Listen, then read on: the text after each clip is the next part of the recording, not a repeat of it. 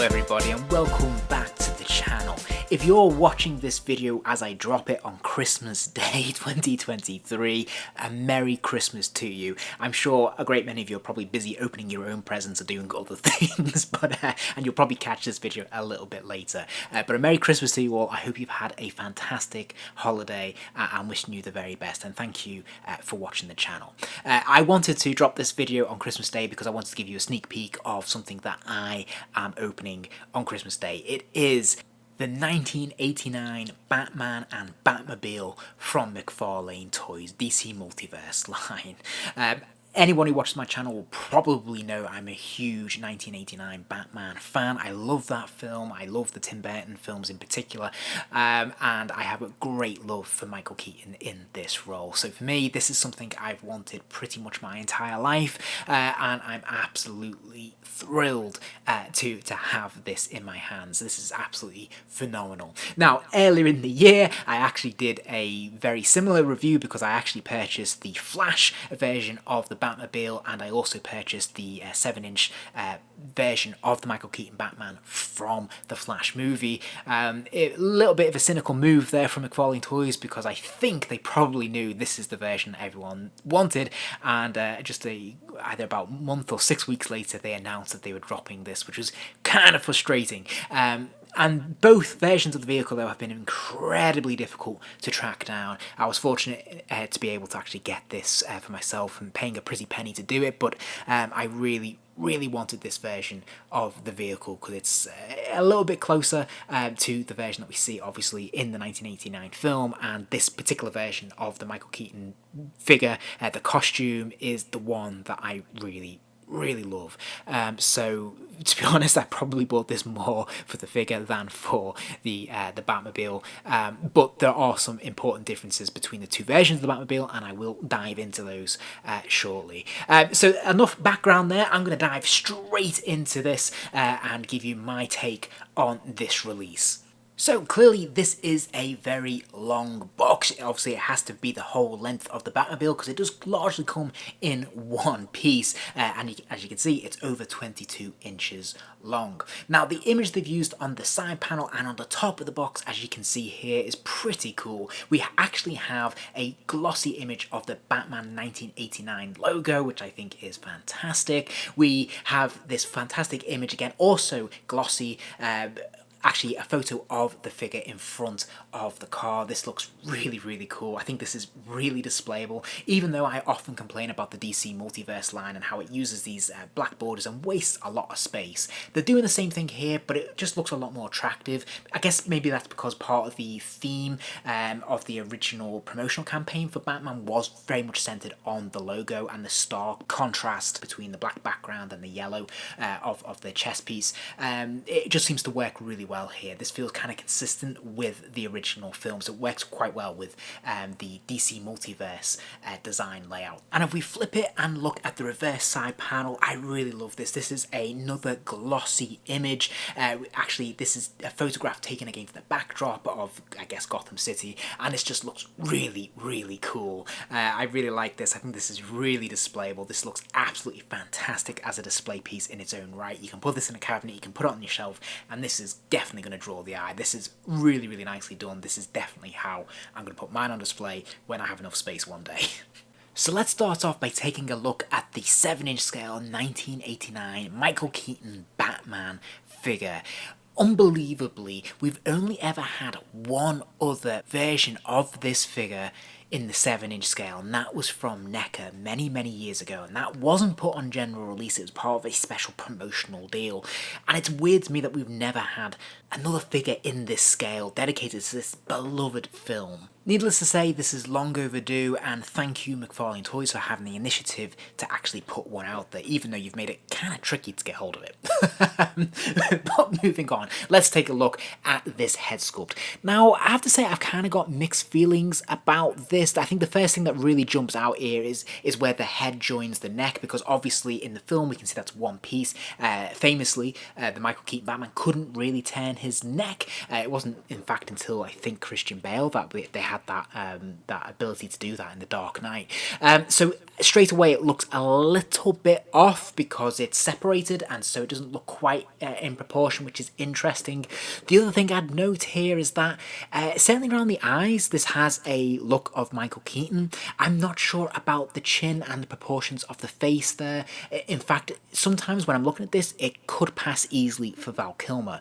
Maybe that's just me, but there's just something about it that it's right, but it's also just slightly off somehow. Now, it's not at all a bad sculpt. I really don't want you to take that impression away. I think it's very good, but there's something about it at the same time that it's just missing the mark ever so slightly. The other issue I have with this is, once again, we're not really seeing a lot when it comes to paint apps, and you could argue maybe you don't need it so much with this version of the character. I think they've used quite a nice plastic, which is kind of light reflective, but it's not glossy. It's still very matte, which works well because, of course, this should be a rubber costume, so it should feel a lot more matte. I think if we take a comparison against the NECA 1989 Batman, we can see this is like night and day. These are two very different approaches to this figure and to this particular version of the character. I'm not sure which is better, to be honest. I do really like that NECA have decided to give him a rubber cowl, which is really cool, and you can clearly see there's a face under it. That said, it kind of looks a little bit sloppy and not quite tight enough, whereas the McFarlane Toys definitely looks a lot sharper, and I think it's more in proportion, which is good, but at the same time, yeah, as I've already pointed out, it doesn't look quite authentic to what we see on screen. So that's kind of interesting. Overall, I would say for me, the McFarlane Toys is a better sculpt and actually just is a lot more in proportion. I think McFarlane Toys have nailed the overall sculpt of the body, though. I'm really impressed with this. I really love all the detailing that they've got here, which is absolutely fantastic. I love all the individual muscle groups, which seems to be pretty screen accurate from what I remember. And I really like how they've got the splash of colour in there. The golds they've used seem spot on to me. The detailings of the belt just seem really in proportion and really fine, and just, yeah, they've done a nice job. Likewise, the bat symbol there at the top of the chest just looks fantastic. And even on the gauntlets as well, we see lots of detail, particularly like the fins there, and they're really sharp and pointed, which look great. And I think they've done a nice job. Even with the gloves, we can see the lining and the grooves on the top of the gloves there. I think this looks really, really good. Now, if we look at the legs and the boots, we can see they've really sculpted in that detailing there, which looks really good. I think there's a lot here, which is fantastic. And they even have the sort of shin guards on the top of the ankles there, which look great. They're a separate piece that have been added, but they do not hinder the articulation, which we'll see later, which is really fantastic. So it's really nice that we have a unique sculpt here. It's got all the fine detail that we'd associate with this particular version of Batman, and I think they've done a really nice job of it. My only criticism, as I've already touched on, is that there isn't any washes running through this to really highlight some of these details. And that's a perennial problem with McFarlane Toys' DC Multiverse line, to be honest. But I think this is pretty good, and it works pretty well for this figure in the most part anyway. As for the cape, I'm absolutely delighted they've given him a cloth cape. Now, this is, of course, because he has to sit in the Batmobile, so I'm really glad they thought this through. But I love the cloth cape approach. This works really well. I love the cut of it. I love how big it is. This just seems perfectly in proportion. I think it's really, really striking, and I think they've done a nice job of this. My own criticism is it maybe a little bit too thin, so you can kind of see through it. But other than that, I love this approach. I think this really works very, very well. It gives it a lot more depth and texture, and I love it. Now, it is long enough that you can actually have it over his shoulders, or you can bring it around and scoop it around there. Now, I think in principle you should be able to do an awful lot with this. With mine, in practice, I found this to be a little bit more challenging. I couldn't quite get it to go all the way around as we see on the box art. It seems to struggle, and I think that's because of the way it's tucked in at the top of the shoulder. There is those sort of spikes coming off the top of the cowl there, which kind of hold it in place, and I feel like mine is too tucked under there, and it needs to come forward a little bit more. But in principle, you could do a lot more with this. I think the material is there, it's just the way it's been placed. In terms of articulation, there's a ball joint at the top of the neck, allowing the head to spin all the way around, and it will also lean left and right a surprisingly healthy distance as well. So I'm very pleased with this. I think this looks really, really good. Surprisingly, it also has a fantastic range of motion looking down and up, and I was completely unprepared for this. Now, he has a butterfly joint at the top of the shoulder. I love this. I'm really glad they included this. This just gives the figure so much more range for articulation. It's fantastic. Now, there's a ball joint here as well, allowing the arm to lift up. There's a complementary bicep swivel, a double joint at the elbow, allowing that fist to go all the way back to his head there, which is tremendous. And he's got a ball joint at the wrist. Now, I'm not a huge fan of this ball joint. This tends to be a McFarlane Toys thing.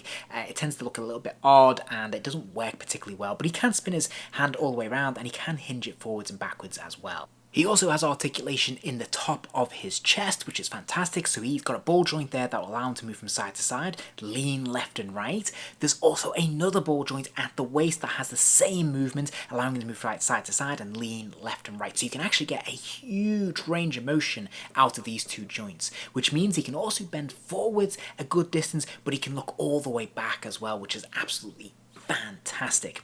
The only downside to this is if you take it to its furthest extreme, you can see the joint is actually a gap there, which is unsightly, but chances are you're probably not going to put them all the way back like this anyway.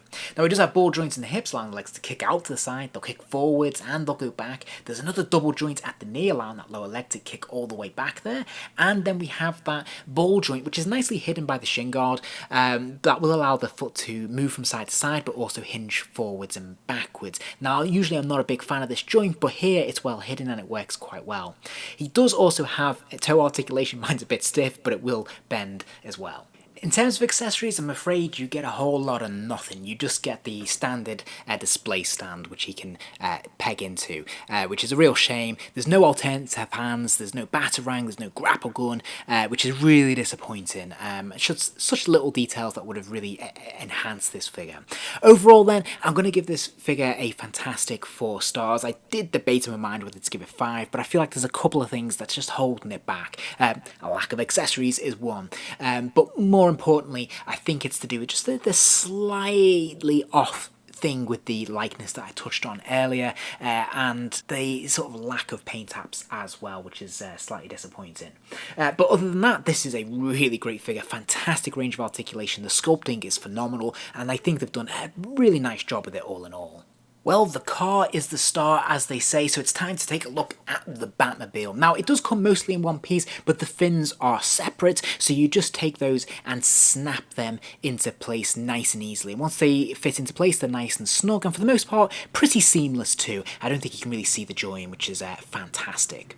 So in terms of the sculpting, if you've already seen the vehicle from the Flash, this is exactly the same sculpt. There's nothing really changed here. But if this is your first time looking at it, this is pretty authentic. They've done a really nice job of pulling out a number of different details that are accurate to the film, and this version, of course, is much more accurate to the film. There's particular little details such as the bat symbol on the spokes of the car there. They're silver this time rather than gold. But I think the most striking thing about this version of the car is the materials they've used in terms of the plastic, because whereas the Flash vehicle used a glossy plastic, so glossy in fact that it caught the light beautifully, you could see your reflection in it, this time around they've gone for a matte black plastic, which gives it a completely different texture and tone.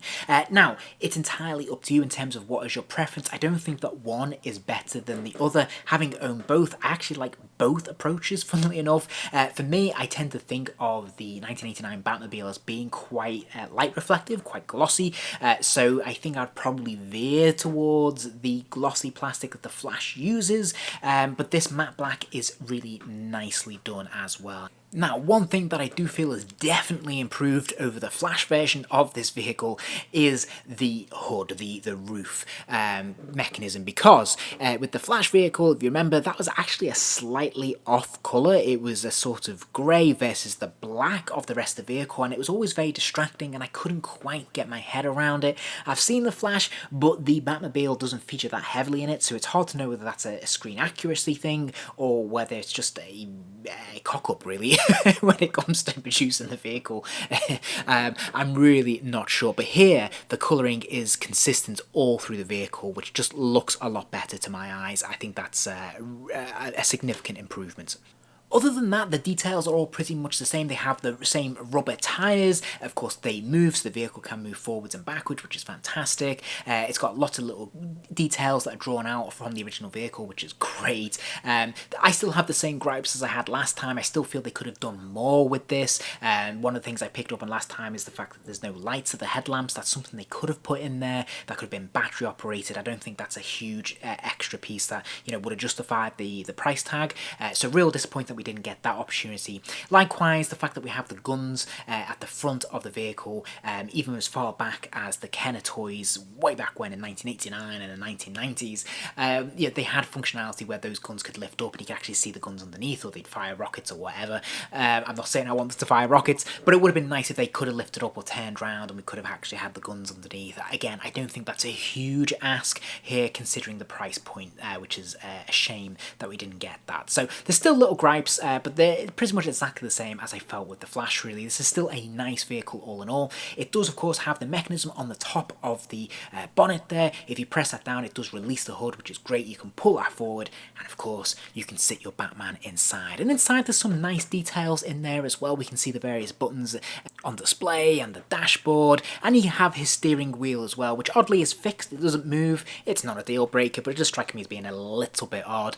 My main criticism, I suppose, with this vehicle all in all is that it looks like it's to scale, and it definitely does that job, but as you can see by the fact that it only seats one, it's not actually to scale, which is unfortunate, but it certainly does the job. I'm not complaining. I think they've done a pretty nice job of it all in all. There's little things that could have enhanced it, but hey, beggars can't be choosers. Very much a beggar in this scenario, although I now have two of these vehicles, so I'm not quite sure what to do with them.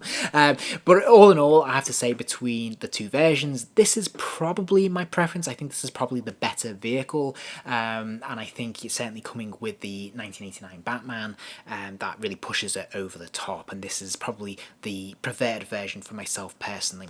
That being said, I think the original Flash version is really nice, particularly with the glossy plastic. I think that is a nice feature that's missing here, but all in all, a lovely set.